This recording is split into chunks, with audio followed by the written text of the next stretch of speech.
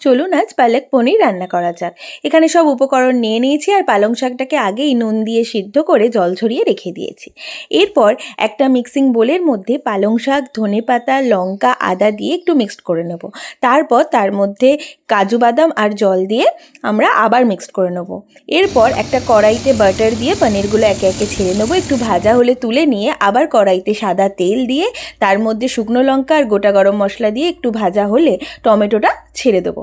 টমেটোটা একটু ভাজা ভাজা হয়ে যাবার পর তার মধ্যে একে একে আমরা ধনে গুঁড়ো, জিরে গুঁড়ো দিয়ে মশলাটাকে ভালো করে কষিয়ে নেব। একটু কষানোর পর আমরা তৈরি করা মশলাটা এর ওপর দিয়ে দেবো। তৈরি করা মশলাটা ঢালার পর আমরা 2 মিনিট মতো কষিয়ে নেব। তার ওপর দিয়ে এবার ফ্রেশ ক্রিম দিয়ে দেবো। ফ্রেশ ক্রিমটা দেবার পরও আমরা 1 মিনিট মতো কষিয়ে নেব। এরপর পরিমাণ মতো নুন আর চিনিটা স্বাদ মতো দিয়ে আমরা পনিরগুলো একে একে ছেড়ে দেবো। পনিরগুলো দেবার পর একটু নাড়িয়ে চাড়িয়ে ঢাকা দিয়ে 10 মিনিট রাখলেই আমাদের পালক পনির রেডি। এরপর গরম গরম ভাত কিংবা রুটির সাথে সার্ভ করুন। টাটা।